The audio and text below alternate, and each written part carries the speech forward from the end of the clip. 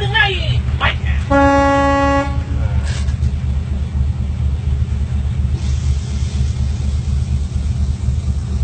Nó lùi đường ngay, nó cứ đòi muốn lên thì mày à.